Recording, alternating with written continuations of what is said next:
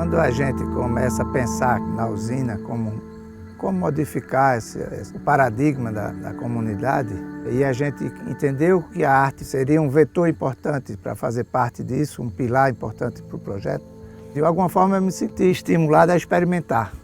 Eu não sou um artista, mas eu sou um experimentador, um curioso. Então me permiti de me arriscar nesse desejo de fazer alguma obra que representasse o momento que a gente estava vivendo, que a gente estava passando ao pensar no projeto. E foi assim que eu faço a minha primeira obra, A Sorte Está Lançada. É uma obra que é um dado grande, de 1,5 metro de lado e rolando, que representava exatamente o salto no escuro que a gente estava dando ali naquele momento. Era a sorte estar lançada para o projeto, em que ia resultar essa nossa preocupação aí em mudar a vida da comunidade. Depois do primeiro, A Sorte Está Lançada, eu experimentei fazer uma série com vários dados no Jardim do Palmetto. Decidi me expressar dessa forma ali, o meu sentimento que eu tinha naquele momento, né?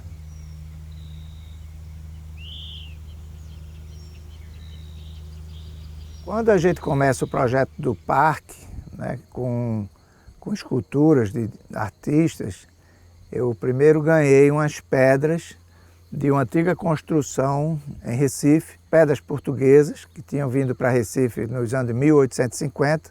Ela representava no imaginário uma construção antiga que foi eliminada, né? E isso é um processo que me dói muito, né? Ver quanto a gente perdeu de um patrimônio arquitetônico, histórico que Recife tinha. Aliás, o Brasil como um todo não preza muito por essa preservação do patrimônio histórico arquitetônico. Recife foi muito modelada, destruída, foi desconectada com a sua história. A origem do termo Recife, a Veneza brasileira, ela não existe mais. Gerações mais jovens acham que Recife é chamada a Veneza brasileira porque tem os rios daquela forma, mas não é nada disso. Na ilha do Recife Antigo, onde é chamado Recife Antigo, era uma cidade cheia de labirintos e de pequenos cursos d'água, semelhante de fato à cidade de Veneza, na Itália. E isso foi tudo destruído e reconstruído com ruas mais largas e tirando uma parte dessa beleza misteriosa que Recife tinha.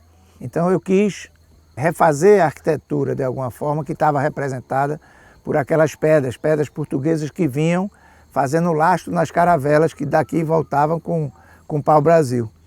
E aí eu resolvi fazer a Casa Imaginária, uma construção antiga, né, que agora estaria revivendo aqui na usina de arte. E hoje é um espaço que a gente promove celebrações, né, com músicas ou com expressões corporais, performances. Nós temos 2 janelas, um portal frontal e uma porta interna. Construir elas de uma forma a simular uma vida, né? Uma casa com vida e vidas passadas ali dentro, né? A terceira obra foi essa estrutura aqui, que eu queria instalar aqui no jardim.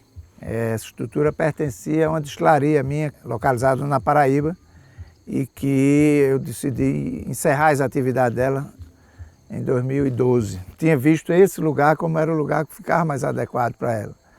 Fiquei com medo que interferisse na obra de Paulo Meira, que fica aqui em cima, que é a Rádio Catimbó.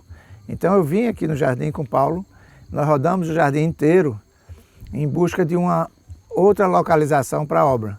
E aí depois de rodar o jardim inteiro, Paulo diz: Ricardo, de fato o melhor lugar é aí onde você escolheu, faça a obra, tem minha permissão, minha concordância. E aí eu resolvi dar o nome da obra de Data Vênia, né? Que é um termo jurídico que significa com a sua permissão. E essa obra, ela tem mais ou menos uma mesma ideia de resgate da arquitetura. Dessa vez não a arquitetura urbana, mas uma arquitetura industrial. Eu acho essa estrutura super bonita e para mim ela é mais um discurso contra essa falta de política industrial no país, né? A planta verde, o vegetal convivendo com o ferro, que não deixa de vir da natureza, né? É um mineral, mas ele veio também da natureza. E mostrando que essa convivência pode existir de forma saudável e harmoniosa. Eu quis trazer um toque lúdico aqui para a obra. Eu resolvi instalar esses balanços, que é um pouco do romantismo que eu trago para quebrar a dureza do ferro. O que a gente escuta das pessoas aqui quando se balançam nesse balanço, elas dizem que saem do mundo real, voltam para um espaço de infância, de paz, de tranquilidade. Eu fico feliz com essa ousadia de ser um experimentador, não um artista, mas um experimentador.